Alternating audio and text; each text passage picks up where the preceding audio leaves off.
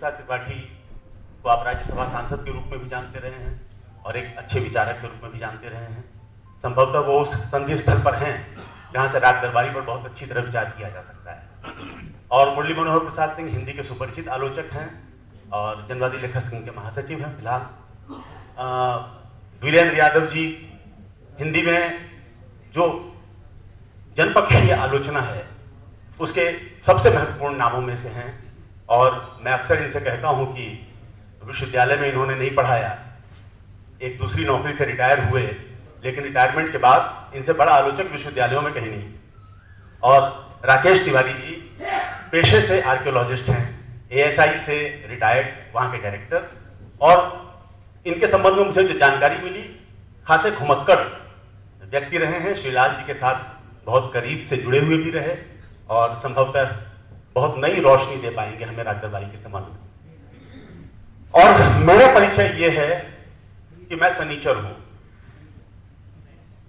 अगर आप राग दरबारी के सनीचर से परिचित हैं तो उसके कई गुण हैं।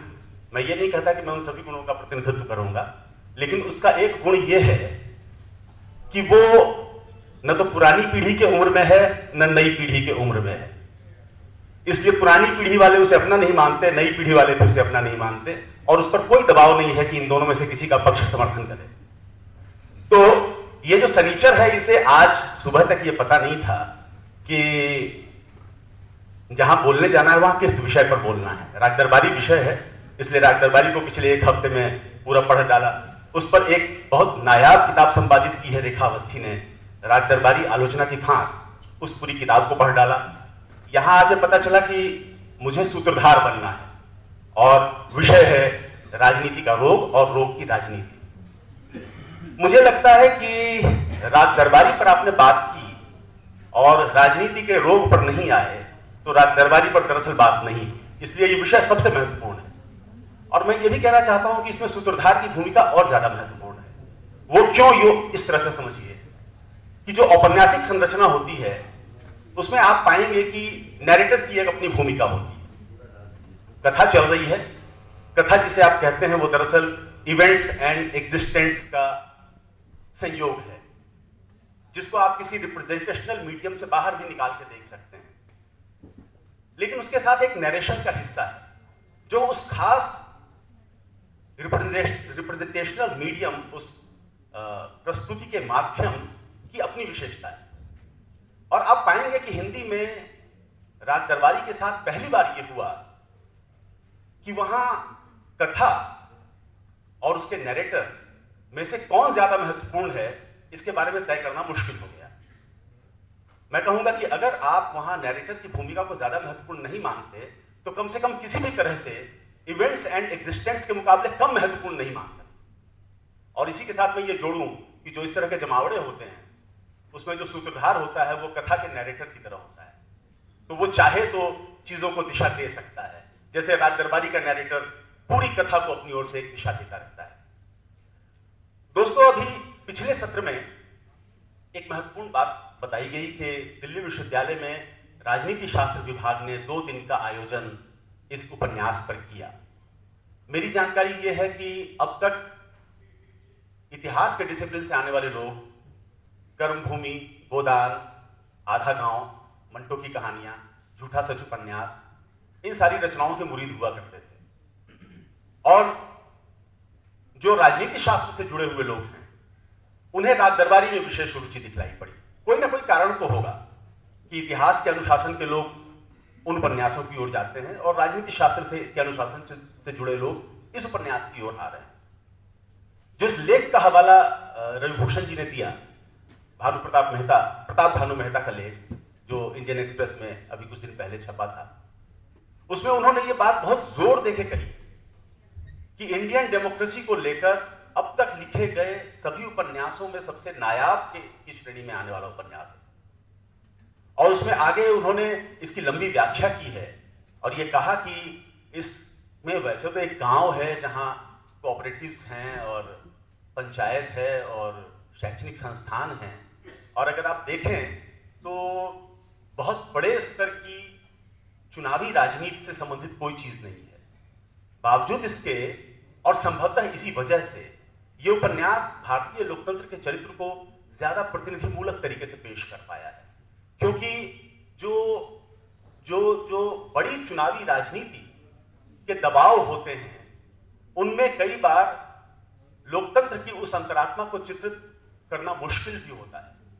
और जब आप एक गांव के स्तर पर इन संस्थानों के बीच घूमते हैं तो आपको लगता है कि वो आत्मा यहां ज्यादा बेहतर तरीके से दिख रही है। और वो कौन सी आत्मा है? वो ऐसी आत्मा है जिसमें नियमन जितना अधिक बढ़ता है उतनी ही अधिक तानाशाही बढ़ती चली जाती है। ये वो आत्मा है जहां जितने अधिक आदर्श बखाने जाते हैं उतना ही अधिक छल और प्रपंच पनपता है। तो इस चीज को मेरा ख्याल है कि प्रताप भानु मेहता ने बहुत ही महत्वपूर्ण माना है। और उसको पढ़ते हुए हमें यह लगा कि और मेरा ख्याल है कि हिंदी में इस पर पहले भी बात हो चुकी है कि राज दरबारी में आधुनिकता की और लोकतंत्र की वो सारी संस्थाएं एक तरह की प्राक आधुनिक मानसिकता के द्वारा एप्रोप्रिएट की जा चुकी हैं। वो पूरा सामंती प्राक आधुनिक समाज अपने हिसाब से इन संस्थाओं को एप्रोप्रिएट कर चुका है, उनको हड़प चुका है, और उनका जो आधुनिक और लोकतांत्रिक सारतत्व है वो उस हाथ से निकल गया। तो मेरा ख्याल है कि हमारे वक्ता इन बातों को शायद ध्यान में रखते हुए और आगे बढ़ा पाएंगे। और मैं देवी प्रसाद त्रिपाठी जी से आग्रह करूंगा कि उनसे इसकी शुरुआत की जाए। और मैंने पहले ही कहा था कि राजनीति और विचार के जिस बिंदु पर हैं आप, वहां इस पर सबसे बेहतर विचार किया जा सकता है। आप यहीं बैठे हुए चालू है ना? हाँ, चालू कर। मित्रों, बहुत संक्षेप में मैं कुछ बातें कहना चाहता हूं। जो अब तक कहा गया है उसे दोहराना नहीं चाहता। मैं चूंकि राजनीति से आता हूं, राजनीति में हूं, और दर्जा 9 से राजनीतिक आंदोलन में आया और तब से अब तक उसमें डटा हुआ। शीलाल जी ऐसे लेखक रहे जिनके साथ मेरा, अगर किसी लेखक के साथ दुनिया के तमाम लेखकों से मेरा संपर्क रहा है, सबसे अधिक समय अगर किसी के साथ गुजरा तो शीलाल जी का। 1972 में जब से उनसे परिचय हुआ उसके बाद से लगातार उनसे संपर्क रहा, संबंध रहा। मैं इस रोग की राजनीति और राजनीति का रोग, ये तो राग दरबारी में बहुत कुछ दिखाया गया है, सबने उसका जिक्र भी कर दिया, रवि भूषण जी ने ही आरंभ किया उसका, तो उसे दोहराने की जरूरत नहीं है। आप सब लोग उन रोगों से परिचित हैं। और किस तरह शिवपालगंज एक अखिल भारतीय गांव हो गया है। निरंतर फलता फूलता हुआ रोगों का विस्तृत केंद्र बनता जा रहा है। और शिवपालगंज शहरों में निरंतर घुस रहा है। शहर के शरीर के किस अंग में घुस रहा है ये तो नहीं कहूंगा, लेकिन राही मासूम रजा की शब्दावली में जो उन्होंने कलकत्ते के बारे में कहा है, उस एक वाक्य से आपको परिचय प्राप्त हो जाता है कि किस तरह शिवपालगंज शहरों में घुस रहा है। राही मासूम रजा लिखते हैं कि कलकत्ता कोई शहर नहीं है, ये लाख लाख काजल भरी आंखों से गिरी हुई आंसुओं की लिखी हुई इबारत है। आप समझ सकते हैं कि शिवपालगंज कहां पहुंच चुका है। हमारे गांव मलिकपुर नोनरा जो सुल्तानपुर में है, उसके एक निवासी हिंदी के बड़े लेखक यहां उपस्थित हैं, अखिलेश। तो समय नहीं है, नहीं तो मैं बताता कि हमारे शिवपालगंज में क्या क्या परिवर्तन हुए हैं। लेकिन एक परिवर्तन जरूर बताऊंगा। जब मेरा बचपन था, बचपन में गांव में जब मैं पढ़ता था, तो हमारे शिवपालगंज यानी हमारे और अखिलेश के मलिकपुर नोनरा में एक व्यक्ति शराब पीते थे। वो बड़े व्यक्ति थे, कोई नहीं पीता था। अब जब मैं गांव जाता हूं तो देखता हूं कि दर्जा 8-9 में पढ़ने वाले बच्चे पन्नी पी रहे हैं। तो एक बड़ा परिवर्तन जो है, जो दिखाता है कि दिशा कहां बदली है, कहां गई है।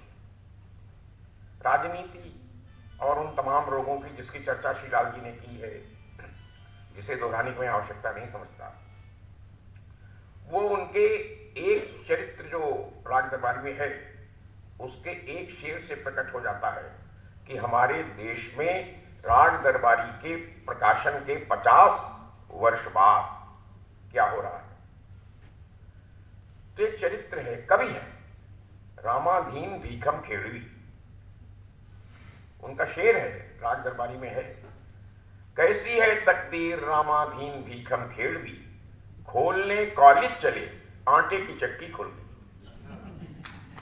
तो यही हो रहा है देश में, खोलने कॉलेज चले आटे की चक्की खुल गई। अब कुछ राग दरबारी के बारे में जो लिखा गया है, अभी संजीव जी ने जिक्र किया कि इतिहास राजनीति वाली, ऐसा क्यों, क्या है उस उपन्यास में जिसके कारण सब लोग कह रहे हैं, लिख रहे हैं।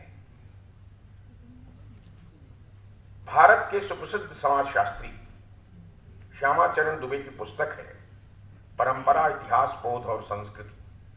उसका पृष्ठ 140-141 देखें आप। उसमें लिखा है, मैं उद्धृत कर रहा हूं, शिवपालगंज की कहानी परंपरा और प्रगति के मुखौटे की कहानी है। एक सशक्त नियंत्रित व्यंग से इस पर निर्मम प्रहार किया गया है। शैली जीवंत है, कहीं से बोझिल नहीं है। बदलते गांव के परिवेश का इससे रोचक चित्रण अन्यत्र नहीं मिलता। विराट समाजशास्त्री कल्पना वाले 20 विद्वान जो काम नहीं कर पाए, वो अकेले श्रीलाल शुक्ल ने कर दिया उद्धरण बंद। ये श्यामाचरण दुबे लिखते हैं। दूसरे समाजशास्त्री, देश के प्रसिद्ध समाजशास्त्री टी.एन. मदान, उन्होंने राग दरबारी को अपने शोध लिखने का माध्यम बनाया। उसकी तुलना उन्होंने राजा राव के 1938 में प्रकाशित उपन्यास कांतापुरम से की और कहा, उसमें जरा विस्तार से राग दरबारी का विवेचन करते हुए लिखते हैं मदान कि ये दोनों रचनाएं और खासतौर से राग दरबारी सामाजिक प्रतिरोध की प्रतिनिधि रचना। रूपर्ट स्लेन, दूसरे विद्वान, क्या कहते हैं कि राग दरबारी में यथार्थवाद सिर्फ चरित्र चित्रण नहीं है, वो सामाजिक विश्लेषण है।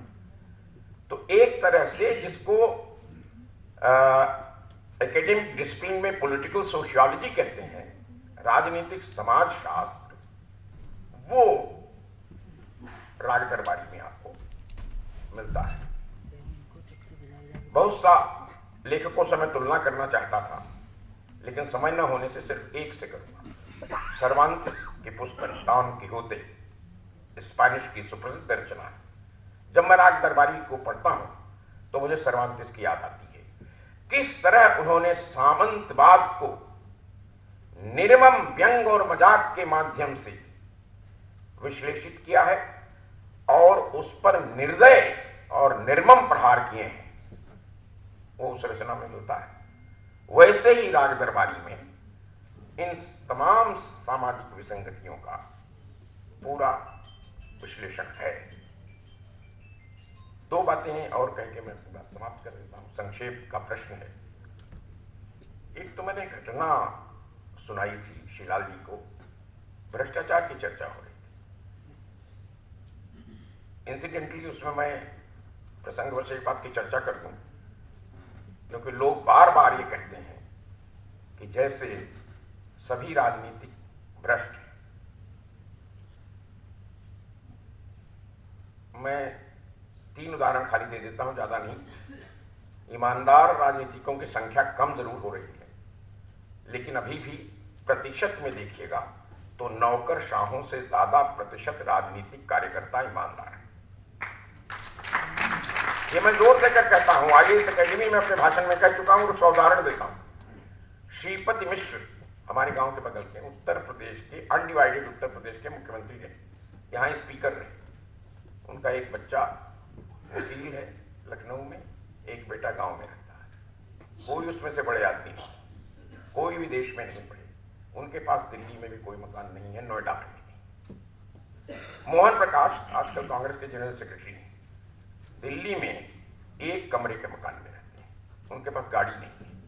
प्रकाश कारत की तो बात क्या करूं मैं आपसे, मैं जानता हूं कि उनके पास कितने जोड़ी कपड़े हैं और क्या व्यक्तिगत संपत्ति है।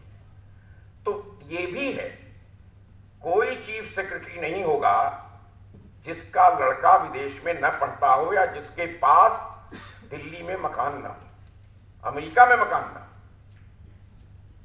तो ये इसलिए कहना चाहता हूं कि जब आप राजनीति के रोग की बात करते हैं तो इसको समझने की जरूरत है। भ्रष्टाचार है, मैंने तो एक जगह कह दिया था विदेश में, पूछा भारत में भ्रष्टाचार का क्या है, हमने कहा भारत में भ्रष्टाचार भी भ्रष्ट है, even corruption is corrupt in India. ये बड़ी समस्या है, क्योंकि जापान के प्रधानमंत्री ने लॉकहीड कंपनी से पैसा लिया तो उसका काम कर दिया। यहां एक मंत्री जो है वो 10 आदमियों से काम के लिए पैसा लेगा, काम किसी का नहीं करेगा। और यहां पर भ्रष्टाचार में बहुत अप्रतिम रचनाशीलता है। मस्तिष्क ऐसे काम करता है जिसकी आप कल्पना नहीं कर सकते। ये किस्सा मैंने श्रीलाल जी को सुनाया था तो उन्होंने कहा पहले क्यों नहीं बताया, ये तो बड़ी उपयोगी खबर है। हुआ क्या कि एक मंत्री बिहार में, उसकी ख्याति थी कि बहुत ईमानदार आदमी, तो हमको देश के प्रधानमंत्री ने बुलाया, कहा तुम इसकी जांच करो। इस पर मुझे ताज्जुब है कि कैसे कहते हैं ईमानदार आदमी। हमने कहा अच्छा, मैं गया, सभी लोग कहें कि ईमानदार आदमी। अब आप यहां करप्शन क्रिएटिविटी देखिए जिसका जिक्र शिवपालगंज में है, राजदरबारी में है।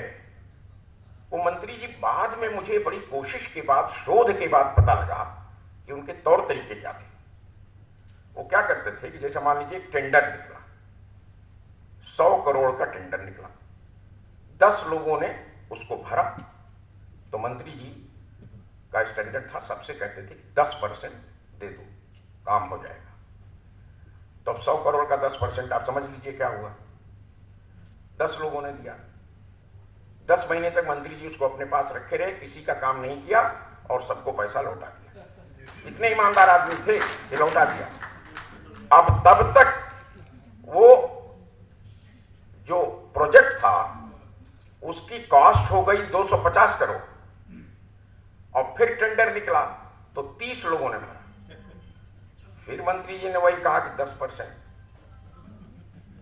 अब आप समझ लीजिए, फिर वो 1 साल तक वो पैसा उन्होंने अपने पास रखे रहा, किसी का काम नहीं किया, उसके बाद सबको पैसा लौटा दिया। तो ये क्रम 3 साल तक चला। तो ये क्रिएटिविटी आप समझ लीजिए कि जिसके पास 3 बरस तक 700 करोड़ रुपया रखा रहा, वो कितना ईमानदार आदमी था और कितना क्रिएटिव आदमी था। शिलाल जी ने इसको सुना तो हंसने लगी, बोले ऐसे ऐसे भी अप्रतिम लोग देश में हैं। हमने कहा हाँ, ये मुझे अपने शोध से पता लगा। अब आखिर में जो सबसे बड़ा सारे रोग जिसमें प्रकट होते हैं, अभी संजीव जी ने कहा कि बड़े चुनाव की चर्चा उन्होंने नहीं की है, लेकिन चुनाव की चर्चा तो है राजदरबारी में, और वो चुनाव का स्वरूप वही है जो बहुत बड़ा हो गया है, विराट हो गया है। और उसी दौरान 1968 में राजदरबारी लिखा गया, 1972 में सर्वेश्वर जी की जो लिखी हुई कविता है, वो भारत की चुनाव व्यवस्था को राजदरबारी से थोड़ा आगे ले जाकर विश्लेषित करती है, बड़े पैमाने पर विश्लेषित करती है। वही कहकर, चूंकि वो आज के विषय को जो अभी रखा गया है बहुत अच्छे से प्रतिपादित कर देती है। रोग क्या है, रोग की राजनीति क्या है। तो चुनाव कैसे होते हैं सर्वेश्वर जी लिखते हैं 1972 की, अब लाठियों में तेल मल के आ रहा चुनाव, अब लाठियों में तेल मल के आ रहा चुनाव, हत्याओं की गली से चल के आ रहा चुनाव, दौलत के संग उछल उछल के आ रहा चुनाव, बंदूक में उबल उबल के आ रहा चुनाव। हत्यारे मिल रहे हैं गले इस चुनाव में, लंगड़ा के जांच पांच चले इस चुनाव में, पाखंड पाप झूठ पले इस चुनाव में, बेबस गरीब जाते छले इस चुनाव में। धन्यवाद। शुक्रिया देवी प्रसाद जी। दोस्तों, ये घड़ी 7:30 बजा रही है और हम लोग ऑलरेडी बहुत लेट हैं, तो मैं आगे के वक्ताओं से ये उम्मीद करूंगा कि वो 10-10 मिनट में अपना वक्तव्य समेटें। ये आगे के सत्रों के लिए भी बहुत ज़रूरी होगा। मुरली बाबू से खास तौर से जो मेरे जहन में प्रश्न रहा है वो ये कि व्यवस्था के बरक्स पढ़े लिखे मध्य वर्ग की क्या भूमिका है, इसको राज दरबारी कैसे देखता है, और ये राज दरबारी की राजनीति को देखने का एक संदर्भ हो सकता है। मुरली बाबू। त्रिपाठी जी तथा मंच पर उपस्थित सभी अन्य मित्रों, सभागार में उपस्थित सभी मित्रों, 2007 में राज दरबारी का 40 साल बाद जब संस्करण छप रहा था तो श्रीलाल शुक्ल ने एक भूमिका लिखी। भूमिका में ये कहा कि अगर कोई आज गबन, धोखाधड़ी, कपट, दुराचार और छलनाओं को ध्यान से देखेगा तो उसे 40 वर्ष पहले लिखे गए राज दरबारी उपन्यास ज्यादा प्रासंगिक प्रतीत होंगे। 40 वर्ष हुए थे, अब 50 साल हो गए, और आज राजनीति का हाल ये है कि त्रिपुरा में मानिक सरकार सबसे ईमानदार मुख्यमंत्री माने जाते हैं, जिनके पास कुछ नहीं है, कोई धन दौलत नहीं बनाई, इतने दिनों तक मुख्यमंत्री रहे, लेकिन चुनाव मुख्यमंत्री के नाते वहां बहुमत की सरकार वो बना नहीं पाए और उनकी पार्टी चुनाव हार गई। तो व्यभिचार और दुराचार की राजनीति किस सीमा तक पहुंच गई है, इसकी आप कल्पना कर सकते हैं। ये खुली हुई बात है कि भाजपा गद्दी पर तो है, लेकिन असली शासक राष्ट्रीय स्वयंसेवक संघ और कॉरपोरेट घराने, बड़े औद्योगिक और पूंजीपति घराने और राष्ट्रीय स्वयंसेवक संघ सत्ता पर है और जो चाहते हैं कर लेते हैं। आपको मालूम है कि ललित मोदी, नीरव मोदी, मेहुल चौकसी, विजय माल्या,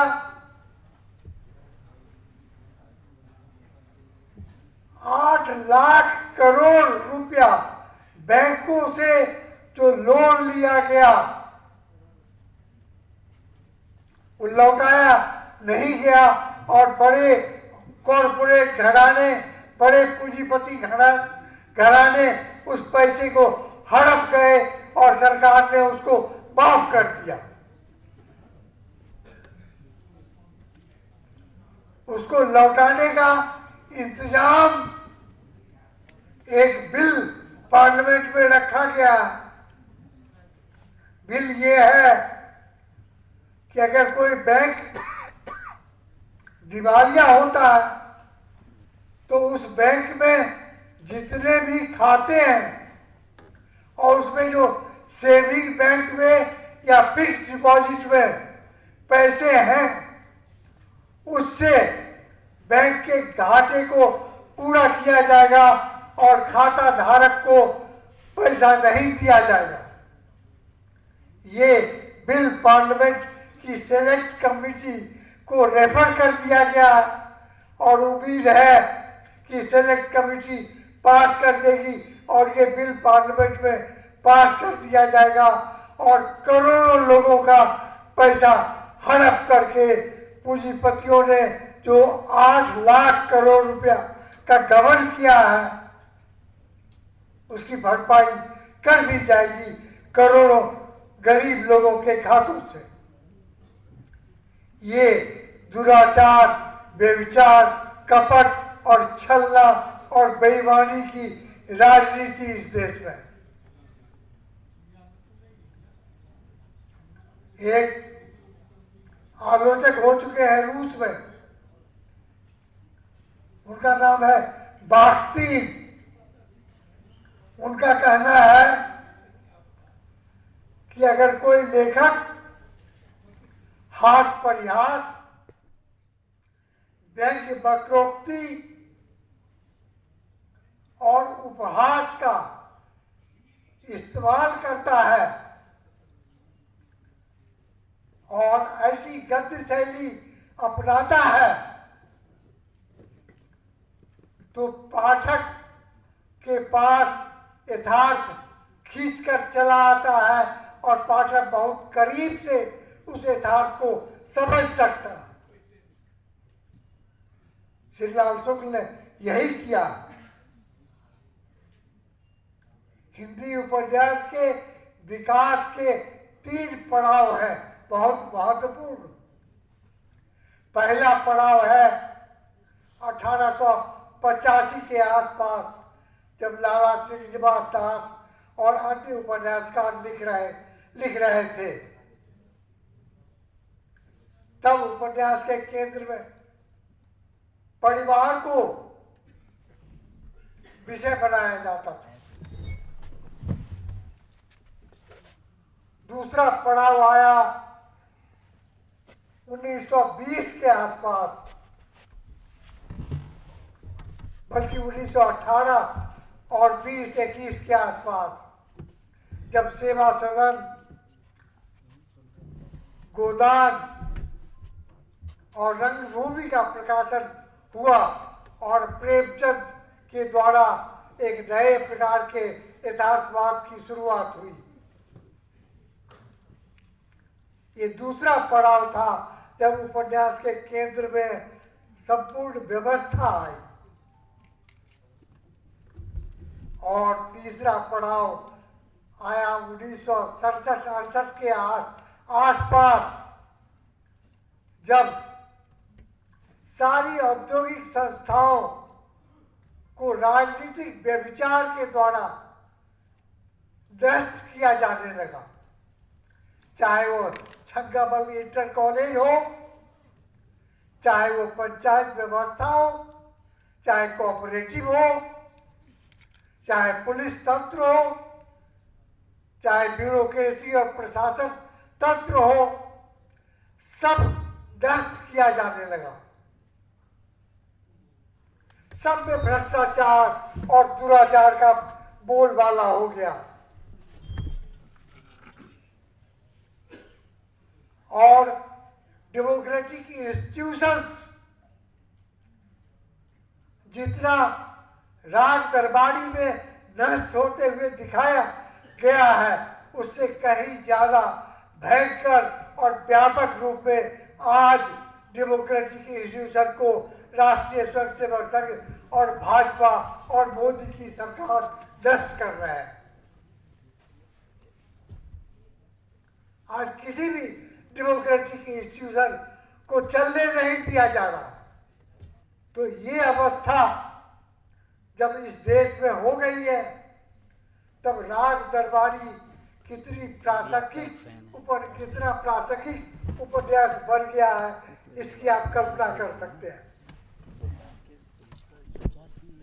राग दरबारी जिस समय में श्रीलाल शुक्ल लिख रहे थे, उसी समय में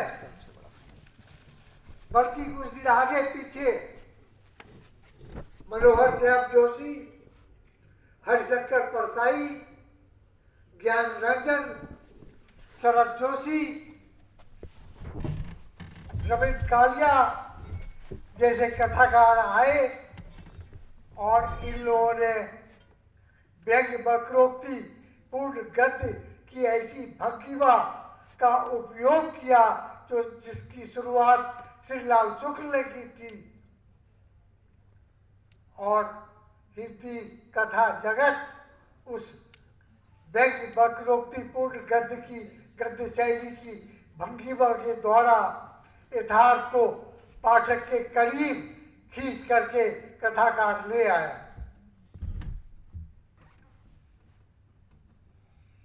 तो आज राग दरबारी का ऐतिहासिक महत्व है कि 50 साल बाद भी वह प्रासंगिक हो गया है और आज के भारत के यथार्थ को हम समझ सकते हैं राग दरबारी के आईने में। धन्यवाद।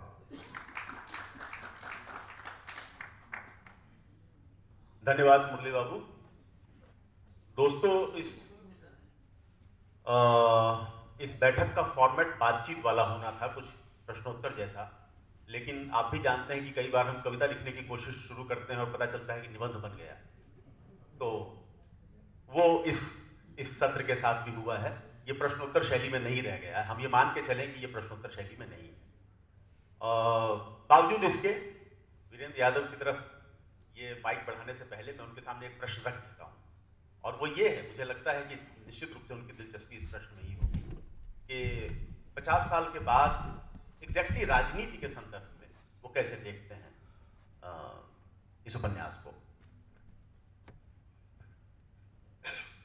दरअसल आज की शाम जो बातचीत इसके पूर्व हो चुकी है, उसको भी ध्यान में रखते हुए मेरे दिमाग में क्या बात है राग दरबारी में कि एक विश्वविद्यालय का पॉलिटिकल साइंस डिपार्टमेंट कई दिन का सिम्पोजियम उसके ऊपर करता है। अंग्रेजी का एक अखबार और देश का एक बड़ा बुद्धिजीवी एडिट पेज पर उस पर एक लेख लिखता है। इकोनॉमिक पॉलिटिकल वीकली 10 वर्ष पूर्व कुछ और उपन्यासों की, जिनका कि एक सोशियोलॉजिकल टेक्स्ट है, उसके साथ राग दरबारी का एक तुलनात्मक अध्ययन पेश करता है। और आज जनतंत्र, भारतीय जनतंत्र जिन चुनौतियों से घिरा हुआ है, उन चुनौतियों के संदर्भ में भी, भारतीय जनतंत्र की विकृतियों के संदर्भ में भी राग दरबारी क्यों प्रासंगिक है। तो जब हम इस पर विचार करते हैं, इस समूची परिघटना पर, समूचे परिदृश्य पर, तो हमें राग दरबारी का एक पद याद आता है, विलायती तालीम में पाया हुआ जनतंत्र। तो यह जो एक पद है, विलायती तालीम में पाया हुआ जनतंत्र, और इसको भारतीय समाज में जिस तरह से रोपा गया, यानी कि हमारी जितनी भी जनतांत्रिक संस्थाएं हैं, वो संसद, संविधान, न्यायपालिका, कार्यपालिका, ये सब पश्चिमी जनतंत्र की तर्ज पर ये बनी संस्थाएं हैं, और उसका एक पारंपरिक भारतीय समाज में एक प्रयोग भारतीय संविधान के माध्यम से किया गया। राग दरबारी का महत्व यह है कि उन्होंने यह जो हमारा जो जनतंत्र है, यह जनतंत्र भारतीय समाज की जो एक मूल सामाजिक संरचना है, उस सामाजिक संरचना में वो पौधा किस तरह लहलहा रहा है या किस तरह मुरझा रहा है, इन दोनों के सूत्र हमें देता है। तो ये और इसके सूत्र, यानी इसी संदर्भ में अम्बेडकर की एक बात याद आती है। जब वो संविधान सौंप रहे थे संविधान सभा को, तो उन्होंने एक बात कही थी कि आज हम एक मत, एक व्यक्ति के सिद्धांत को राजनीति के स्तर पर तो हम स्वीकार कर रहे हैं, लेकिन अगर एक मत, एक व्यक्ति का ये सिद्धांत, यानी पॉलिटिकल डेमोक्रेसी का ये सिद्धांत सोशल डेमोक्रेसी में न बदला, सामाजिक जनतंत्र में न बदला, तो हमारा राजनीतिक जनतंत्र भी खतरे में पड़ जाएगा। तो डॉक्टर अंबेडकर जिस सामाजिक जनतंत्र के खतरे की बात कह रहे थे, उसका पता, उसका सुराग हमें राग दरबारी के टेक्स्ट में मिलता है। वो चाहे शिक्षा व्यवस्था को लीजिए, न्यायपालिका को लीजिए, सहकारिता को ले लीजिए, ये महज भ्रष्टाचार का मसला नहीं है। यह एक जो भारतीय समाज का जो एक वर्णाश्रमी वर्गीकृत विभाजन है, जिसमें सत्ता के ऊंचे पाए पर जो लोग हैं वो एक वर्णाश्रम व्यवस्था के भी ऊंचे पाए पर हैं, और जो शोषण, दमन या उसके शिकार हैं वो वर्णाश्रम व्यवस्था के भी निचले पाए पर हैं। तो अब आप देख लीजिए सनीचर को, देख लीजिए लंगड़ को, या जब वो शिक्षा व्यवस्था पर पूरी टिप्पणी करते हैं कि ये शिक्षा व्यवस्था मतलब कि ऊंची शिक्षा उन्हीं को देनी चाहिए जो इसके योग्य हैं, या एक वक्रोक्ति श्रीलाल शुक्ल राग दरबारी के टेक्स्ट में, राग दरबारी के पाठ में करते हैं। और यह भी कि यह शिक्षा व्यवस्था जो इतनी बर्बाद होती जा रही है, उसके प्रति चिंता क्यों नहीं है? उसके प्रति चिंता इसलिए नहीं है कि जो समाज का जो उच्च स्तर है, जो उच्च वर्गीय है, उच्च वर्णीय है, उसे जिस तरह की शिक्षा प्राप्त करके इस पूरे तंत्र को अपने नियंत्रण में लेना है, उसका उस शिक्षा से कोई नुकसान नहीं होने जा रहा है। जो शिक्षा की परंपरा से अलग रहे हैं, विलग रहे हैं, उनको सही शिक्षा न मिल पाए, यह उसके राग दरबारी के टेक्स्ट में है कि वो कोई खतरा न बन पाए इसके लिए, तो इसलिए शिक्षा व्यवस्था के सुधार की भी कोई आवश्यकता या कोई जरूरत नहीं है। तो यह जो दृष्टिकोण है, मैंने बात की शुरुआत की थी कि पॉलिटिकल साइंस डिपार्टमेंट में या सोशियोलॉजिकल या ईपीडब्ल्यू इस तरह की पत्रिकाओं का क्या इंटरेस्ट है।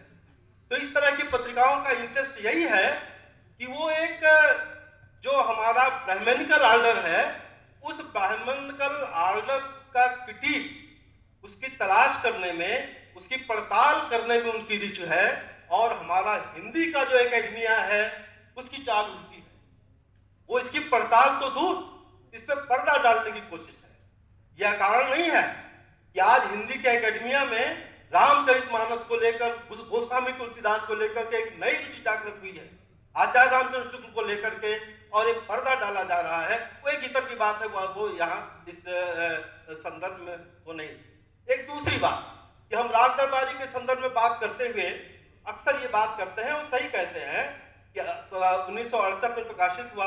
जाहिर है कि उसका रचना काल जो है 60 से लेकर के 64-65 तक था। वो दौर पूरा नेहरू युगीन दौर था। उस नेहरू युगीन दौर में जो जनतंत्र का क्रिटिक किया है श्रीलाल जी ने, वो एक माइक्रो लेवल पर किया है, सूक्ष्म धरातल पर किया है। समाज का जो एक जमीनी धरातल है उस पर किया है।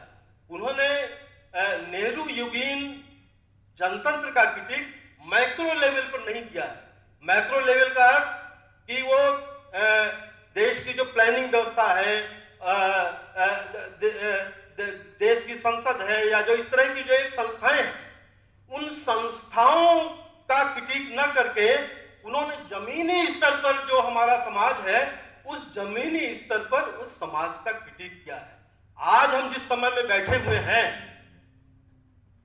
आज नेहरू युग का हम क्रिटिक नहीं कर रहे हैं।